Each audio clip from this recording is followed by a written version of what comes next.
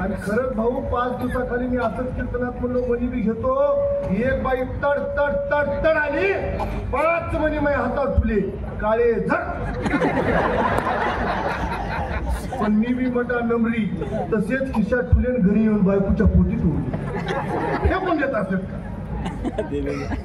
2 तास झालं बोलवलं, तुम्हाला काय मागितलंय का? काहीच नाही. पण एकदा आताही काही मागणार नाही. एकदा एक काम करा, माझ्यासाठी सगळ्यांना असा पुढे हात करा, उजवा हात फक्त एक असा पुढे करा सगळ्यांनी. थोडा वर घ्या, थोडा वर घ्या. आपापलं पाठ थपटा चांगलं भजन केलं. आता मी पण आपणच पाठ थपतो, बरोबर का नाही? म्हणून आपापल्या पाठ थपटा चांगलं भजन केलात महाराज. जवळपास 9:45 वाजत आले आणि आपला शहरातला नियम आहे 10च्या पुढे जाता येत नाही आपल्याला, बरोबर का नाही? म्हणून तुम्ही सर्व पत्रकार बंधू आहेत, बरोबर का नाही? तुम्हीच लोकांना नियमात वागायला होता, मग तुम्ही वागायला पाहिजे. त्याच्यामुळं इथं बरेचसे पोलीस बांधव आहेत, एकदा त्यांच्यासाठी टाळ्या वाजवा बरं. ऐका,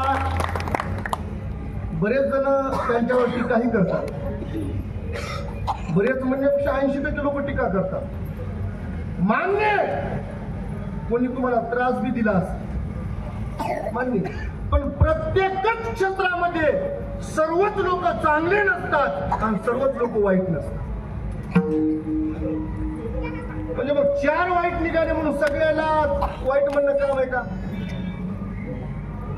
आता इथं बरेचसे अधिकारी, बरोबर का नाही, लोक यांनाही नाव ठेवतात. मान्य, एखादा गदार निघाला, म्हणजे सगळेच गदार आहेत का? एक गांजा नाचला म्हणजे सगळेच नाचालेत का? ते नाचका काढून फेकून द्या, बाकीचे चांगले आहेत ना. तसे महाराज आज हे पोलीस बांधव महाराज कीर्तनासाठी संरक्षण दिलेत, एकदा जोरात त्यांच्यासाठी टाळ्या वाजवा. त्यांची पण एक सेवाच आहे हो. मधल्या कोरोनाच्या काळामध्ये महाराज पोलीस बांधव असोत, आमचे दवाखान्यातले सर्व कर्मचारी वृंद असोत, बरोबर का नाही, महाराज देवदूत म्हणून लोकांची सेवा केली. प्रत्येकाची सेवा मी मगाशीच सांगलो, प्रत्येकानं आपल्या आपल्या क्षेत्रामध्ये फक्त इमानदारीने काम करा, तीच देवाची पूजा आहे, बरोबर का नाही? त्याच ठिकाणी देव आहे. आता या ठिकाणी आमचे 45 सर आहेत, शिक्षक आहेत. त्यांनी एक काम करायचं, नका कोणा देवाच्या दर्शनाला जाणं हो, पण विद्यार्थ्याला तन मन धनाने चांगलं शिक्षण देण्याचा प्रयत्न करायचा, तेच त्यांच्यासाठी देवाची पूजा आहे, बरोबर का नाही? महाराजांचा आवाज पुरता. अहो, तुम्ही फक्त देव पहा, देव किती आवाज, देव मंदिरातच आहे असं नाही, देव तुमच्या आमच्यामध्ये आहे, फक्त माणसाला ओळखता आला पाहिजे. विठ्ठल जळी तळी भर,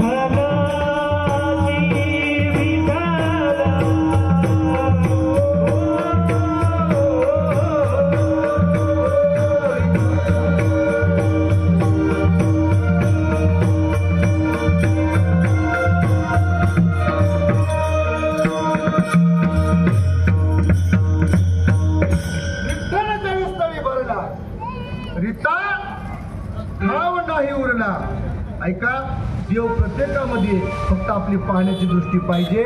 पण आज महाराष्ट्र दुर्दैव आहे. ऐका, मी प्रत्येक कीर्तनामध्ये सांगत असतो, आज या महाराष्ट्राचं दुर्दैव असं झालंय, लोकांना देवळातला देव दिसतोय, पण तुमच्या आमच्या हृदयामधला देव दिसत नाही. ओ ऐका ना, तुमच्या आमच्या जर हृदयामधला देव दिसत असता तर आज एवढे या महाराष्ट्रामध्ये खून झालेच नसते. जर या माता भगिनीमध्ये मला जिजामाता, मा रमाई, मा भीमाई, ऐका माझी लक्ष्मीबाई, सरस्वती ह्या जर दिसल्या असत्या तर एवढ्या नराधामानी या एवढ्या स्टेप गाठल्याच नसत्या. महाराष्ट्राचं दुर्दैव आहे, लोक देवळात देव बघालेत पण तुमच्या आमच्यामध्ये बघणत. म्हणून हात जोडून विनंती आहे मायबापू हो, झालं आपलं कीर्तन. पुन्हा जर कधी योग आला तर आणखी सांगेल तुम्हाला, पण ऐका, जाता जाता माझे महत्वाचे मुद्दे आहेत. आता ऐका, झालं आपलं कीर्तन, पण ऐका, प्रत्येक हिंदूंना माझी नम्र विनंती, जोपर्यंत तुम्ही जात जात म्हणून विभागल्या जाणार तोपर्यंत आपला हिंदू असाच राहणार. आणि ज्या दिवशी तुम्ही आम्ही हिंदू म्हणून एकत्र येणार, खरं सांगतो गळ्यात माळे, या पूर्ण भारत भूमीवर हिंदूंचंच राज्य राहणार. पण तुम्ही आम्ही त्याच्यासाठी हिंदू म्हणून एकत्र येणं गरजेचं आहे. जर छत्रपती शिवरायांनी जात म्हणून स्वराज्य निर्माण केलं असतं तर एवढं झालं नसतं. 18 पगड जातींना सोबत घेऊन तयार झालं ते म्हणजे स्वराज्य होतं. म्हणून